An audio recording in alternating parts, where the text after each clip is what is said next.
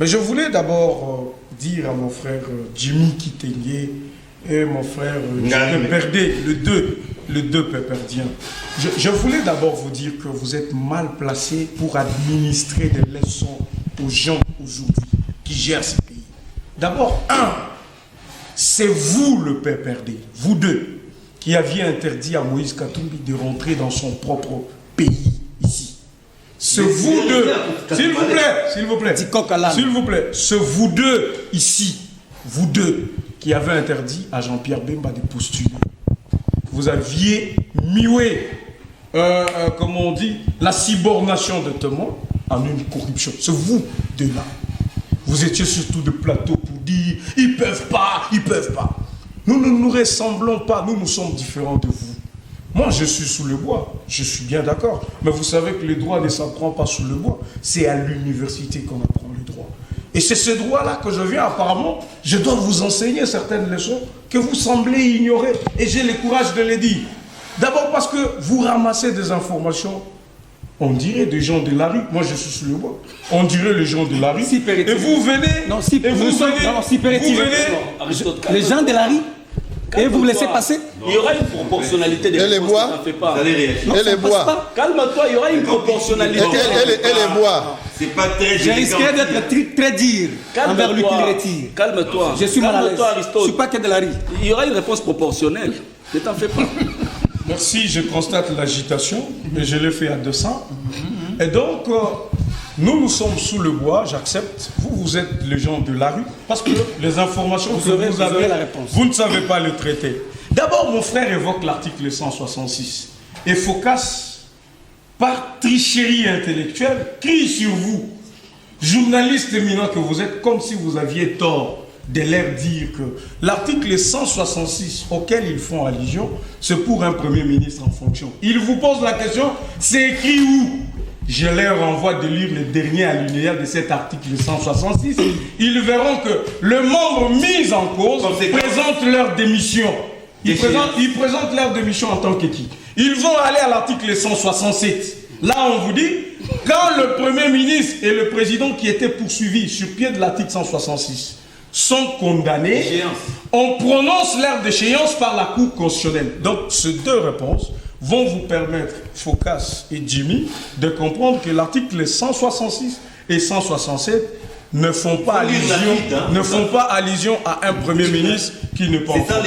Voilà maintenant la nuance. Matata n'est pas poursuivi sur pied de ces articles. Parce que s'il était poursuivi sur pied de ces articles, en tant que Premier ministre en fonction, eh bien, il y aurait un congrès qui devrait être convoqué pour qu'on vote à 2/3 des membres. C'est là qu'intervient la procédure, d'abord de la poursuite et après de la mise en accusation. Maintenant, il est poursuivi comme qui? S'il te plaît. Comme qui? Si c'est comme un ancien, donne-nous l'article qui parle de l'ancien Premier ministre maintenant là. Je comprends que je dois apprendre des choses. Oui, apprends. Merci beaucoup. Et donc, il est poursuivi comme qui? Voilà. Matata Pognon est poursuivi pour des infractions qu'il a commises comme Premier ministre. Maintenant, il n'est plus Premier ministre, mais il est sénateur. Alors, et le juge naturel du sénateur, c'est qui? C'est un monsieur qui ne comprend rien. Juste après que vous aurez la parole. Monsieur qui ne comprend rien. Écoutez, c'est ridicule. C'est vraiment ridicule que sur des questions aussi techniques, je le parle sous le contrôle des juristes qui nous suivent. Il ne faut pas se ridiculiser dans des terrains où on n'a pas d'argument. Écoutez, je vous réponds. Matata Pognon est poursuivi comme sénateur. Parce qu'il a cette robe de sénateur, qu'est-ce qu'il faut? Vous allez lire l'article 107, alinéa 2. Aucun parlementaire ne peut être poursuivi ou arrêté, sauf en cas de flagrance, que sur autorisation, soit de l'Assemblée nationale, ou soit du Sénat. Ça, c'est l'article 107.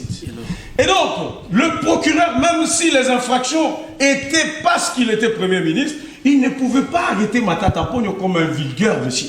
Il devrait solliciter que le sénateur lève ses humilités. Pour un sénateur, quel est le procureur qui sollicite? De quel procureur vous parlez? Voilà. Ah voilà. Merci. Un juriste, mon Dieu. Mais la Constitution, c'est un devoir de prêcher ici. La Constitution, par principe, Pour nous donner du travail. ne vous dit pas que pour solliciter ces levées d'immunité, il faut seulement être procureur près la Cour constitutionnelle, près le Conseil d'État. Un garçon au coin des rues, le procureur peut la Cour constitutionnelle peut les poursuivre. Merci. Juste après lui, c'est vous qui aurez la parole. Gardez votre mal en place. Et surtout pas dans ce terrain-là. Ça, c'est pas les dialélos, ça, c'est le droit. Et le droit, il faut avoir de gants. On ne crie pas, ça c'est le droit, c'est sous contrôle. En fait, j'ai dit qu'il fallait trouver la porte d'entrée, et la porte d'entrée pour un sénateur, c'est lever ses humilités. Mais parce que nous ne sommes pas en train de parler des infractions commises par un sénateur. Je parle maintenant en des mots clairs. Quand ce sont des infractions commises par un sénateur pendant qu'il est sénateur, c'est la Cour constitutionnelle qui est... Cour de cassation. Plutôt la Cour de cassation. Constitutionniste, mon Dieu. Cassation, ça arrive. C'est un lapsus. Voilà. La Cour de cassation. Parce que là, c'est des infractions qu'il a commises pendant qu'il est sénateur ou pendant qu'il est député national. Alors ici, pour ne fût-ce que l'entendre, pour des faits qu'il a commis en tant que Premier ministre, c'est les procureurs, c'est la Cour constitutionnelle. Et vous avez compris que la désorientation qui a failli prendre notre plateau en berne a été élucidée et personne n'est revenu pour commencer à dire que le dossier était classé, pour commencer à dire qu'on a levé les immunités, le dossier est clos. Donc ce dossier continue. Mais parce que vous posez la question de Tchani sur la congolité, je peux vous dire que la position de mon parti politique, l'UDPS, nous les gens sous le bois, et que nous devons avoir Moïse Katumbi comme challenger aux élections de 2023, et nous voulons l'écraser, comme nous avons eu à écraser le candidat PPRD Ramazani. La sournoiserie. Nous avons eu à écraser Fayoulou. Nous n'avons pas eu peur. Nous n'avons eu peur de personne. On n'aura pas peur de quelqu'un aujourd'hui. Et donc, qu'il soit congolais ou pas congolais, C'est pas votre. selon que ça se fasse, qu'il vienne aux élections, on va l'écraser.